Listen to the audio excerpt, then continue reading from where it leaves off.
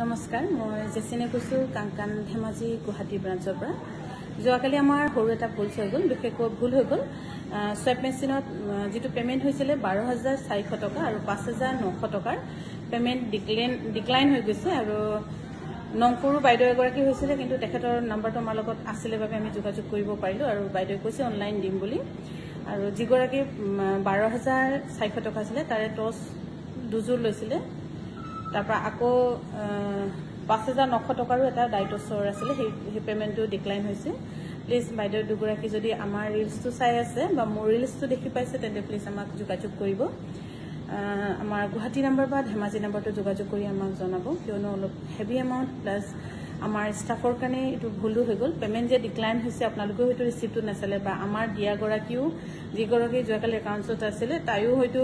ৰিসিপ্টটো নাছালে আপোনালোকক উলাইছে দিলে কিন্তু কেতিয়াবা যে পেমেন্টত ডিক্লাইন হৈ যায় এটো অকমান কেয়াৰফুলি আমিও চাবলগীয়া হয় আমি চাব লাগে আসলে কিন্তু আমাৰ ভুলৰ কাৰণে হল তাকে মই অনুৰোধ কৰিলো প্লিজ আপোনালোকে আমাক যোগাযোগ কৰে আমি ভিডিও ক্লিপছবোৰ চাই কিনেহে গম পালো একাউণ্টটো আৰু সময়টো পেমেন্টৰ সময়টো চালো তেতিয়াহে গম পাইছো যে হেতু পেমেন্টবোৰ ডিক্লাইন হৈছে হিচাপ মিলা নাই একাৰণে কালি আমাৰ গুটি ৰাতি লাগি গল তথাপি মিলাব পৰা নাই কিয়নো ডিক্লাইন হৈছে একাৰণে প্লিজ আপোনালোকে আমাক বাইদেউ দুগৰাকী আমাক যোগাযোগ কৰিব ধন্যবাদ